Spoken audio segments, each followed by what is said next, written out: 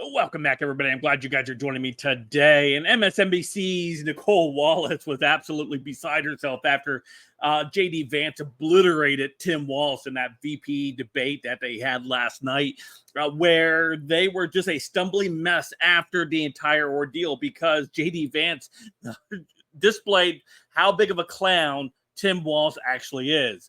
And the media had nothing afterwards to defend that. All they had to do is cry and talk about how J.D. Vance mansplained the two female moderators, and there shouldn't be any female moderators anyway. These people, these women they put in these positions have no clue, and they're only pushing an agenda so they could continue to elect Democrats, and that's all their place to do, right? And so J.D. Vance obviously fact-checking the fact-checkers who were acting as moderators. It did not go over very well with Nicolle Wallace, who sat there and whined and complained afterwards. Oh, he mansplained them. It's not going to do well for women. Yeah, that's why we should repeal the 19th, right? Anyway, so here we go. Let's take a look at this video because I think it's pretty hilarious of Nicolle Wallace as she's saying they're crying about this. Let's take a listen. Something about the moderators because we spend a lot of time on it before the debate, and they defied whatever. I mean, they did a great job, and they also used their mic muting powers. And I actually think if you're a woman, that might be the worst moment J.D. Vance had, because he was going to mansplain right over that mute button.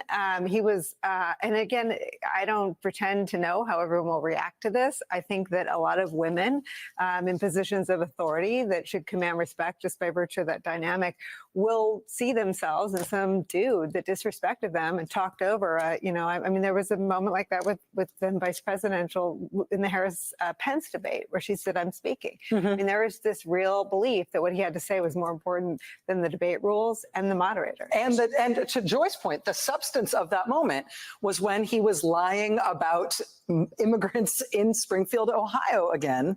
And Tim Walz had called him out on it. And then he was trying to say, no, I'm not lying. Let me tell you why I'm calling them illegal immigrants, even though they are not illegal immigrants. And let me mansplain the law to you.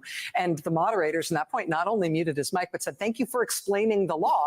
Yeah. It's not what we're asking you about. But that's when he also complained about being fact-checked, right, yes, saying the rules said you cannot fact-check me. Right. That's one of the things that's in the video that we'll be hearing a lot of. Norah O'Donnell did a fact-check that was indirect at the end of the climate change discussion, and the discussion ended, and she just said directly, the overwhelming consensus among scientists is climate change is warming at an unprecedented rate. She just said it, not in a direct confrontation to J.D. Vance. So I saw that and I thought, okay, there's that method. But then when it was a direct fact check to J.D. Vance, he did complain that CBS was violating its own rules.